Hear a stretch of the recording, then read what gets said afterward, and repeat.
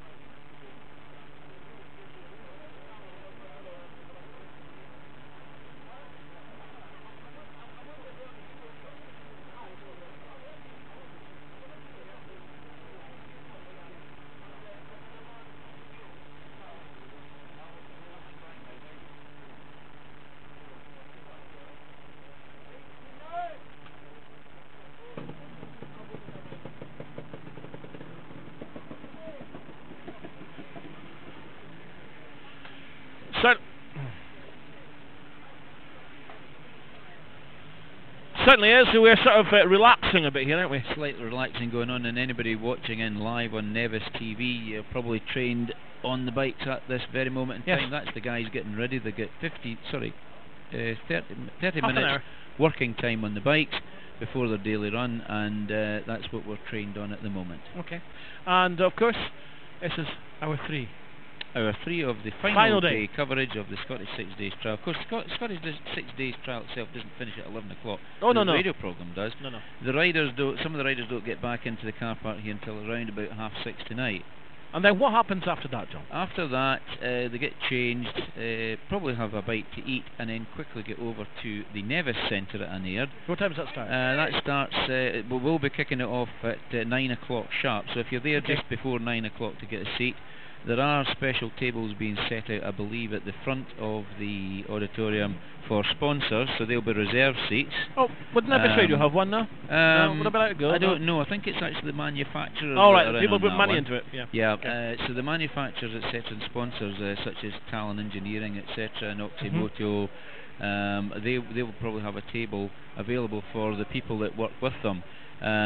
So basically, that'll be set up in time, and that kicks off. The presentation starts at 9 o'clock. What happens is all the riders that finish get an award.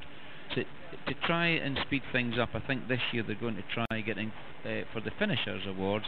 They'll go up. They'll be read out 4 at a time, and then it slows down a little bit the closer you get to likes of the first class awards, special first class awards. They go up individually, and then the capacity class awards, and of course up to the third, second, and first place winners. The winner of the trial actually gets the North British Rubber Company trophy. And a little bit about the trophies this year. I think some of the premier trophies will be shown permanently in Fort William at the West Highland Museum now. I believe the famous Rudge, which is a very beautiful little motorcycle. It was made way back in the 1930s, possibly the late 20s or early 30s, I think. A Rudge motorcycle. It's made of very precious metal, nicely done in a case, and I think that will be actually on display from time to time in the West Highland Museum. I think it's maybe been on display this week. I just didn't realise it was going to be here all week. Okay. So that's something permanent. So for what well. does the overall winner of the Scottish 6 Days trial? They get a trophy. They get a trophy. What else do they get? They get the money. Well, that's not down to the club. But they're the sponsors, is it? Yeah, it's down to the individual factories. If they're a factory rider, they probably get some sort of bonus in their pay packet. Because it is classed as an amateur sport, the 6 Days, like many trials, has never ever paid prize money, whereas motocross has been very much into the prize money side of things. So instead of trophies, they actually get paid prize money, cash prize. A factory rider. Here's my question of the day. Okay. A factory rider. Okay, and they ride for one of the manufacturers. Yeah. Right? Can they earn a substantial amount of money, or is it a regular wage type thing? How does it work? I've always wanted to know that. Difficult to quantify, but of course there's lots of endorsements that comes with riding for a factory. I wouldn't like to hazard a guess as to say what, say, a rider like the calibre of Dougie Lampkin, who's been multiple trials champion both indoor and outdoor, would earn in a year. But safe to say that a clue to that would be that Dougie actually did live for a short while, maybe for a couple of years, in the Isle of Man. And the Isle of Man is a tax haven. Tax haven, okay. Lower income tax in the Isle of Man, as is with the Channel Islands, etc. So Dougie did actually live for a while in the Isle of Man. I'm not sure if he actually lives in the Isle of Man now. I think he's back into the UK mainland. But yeah, they can make a living out of it. But I would have to say, and have to be fair to say, that there's only a small amount of guys in the world that can really make a good living out of trials. Most of the riders you see, even those that are supported by Sherco, Gas, Beta, Honda Montesa, they make a living, but they probably don't earn as much as you think. It's not like Formula 1 Grand Prix, where you're talking about millions. You mean it's like working in radio?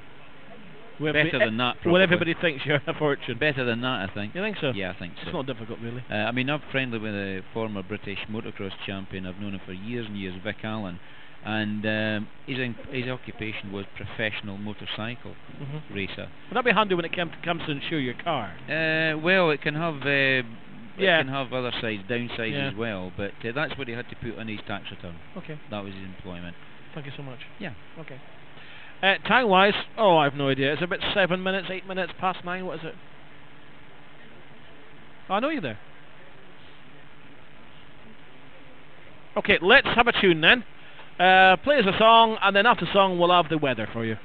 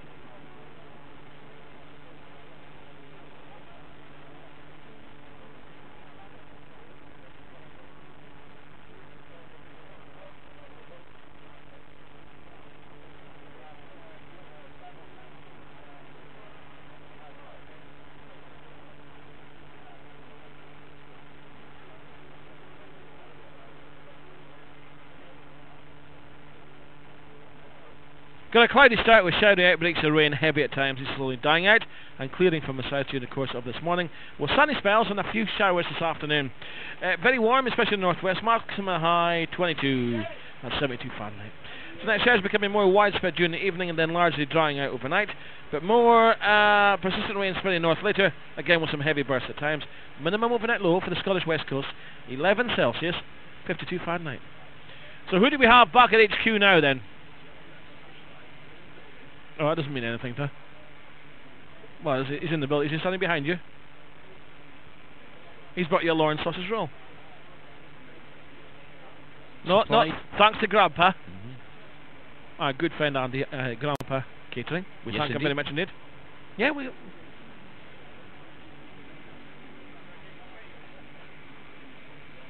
That's nice. That's good of you. Well done. Social sort of interaction. Yeah. I can't believe that you were ever loud. I've no idea. Actually, he's been used to talking over the sound of bikes starting up and gate marshals shouting numbers, you see, and me. Yeah, because of course your microphone goes via a lift in the Do you think shopping my centre. microphone has more volume going through the lift than yours going over the satellites and things like that? Yeah, satellites. Yeah. Brilliant. That's about the 7th rider to trip over our barrier today. I don't know. It's just a bit close, that's all. Yeah, there's not a lot of room in here.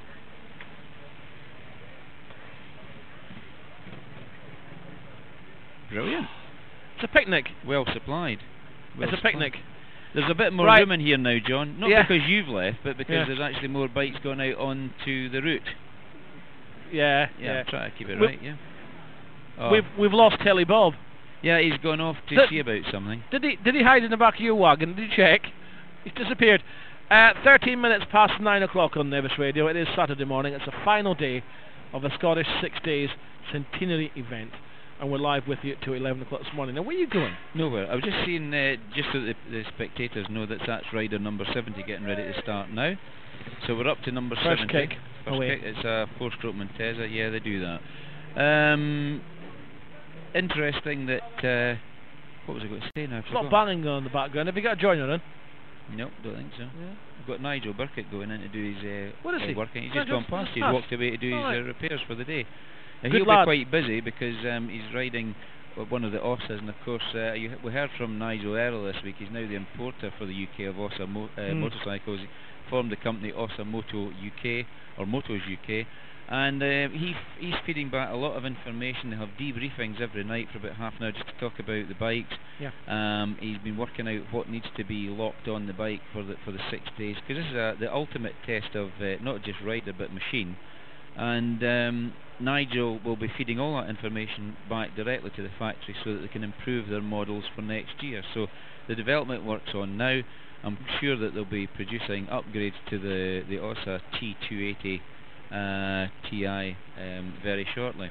Interesting bike. Oh, so you want to say something about... No, that's okay. You carry on doing what you're doing. I'm doing some preparatory work here. All right. Is it result time? It's result time. People want results, don't they? We need the results, and what we need to have, guys, in the background is our sponsor tag with the backing music on it as well, please, if you could organise that for us in the next couple of seconds. Thank you so much. Because I have a funny feeling we're in that transitional stage. All right. From one operative leaving to another operative coming in. But it will be seamless, won't it? You won't notice a join. No. What were you going to say? About bikes. You're talking about bikes. Oh no, finished that. Have we done that? Yeah, finished that when you were busy working. Are you sure? It was so seamless you didn't even notice, did you? I didn't even notice. No join.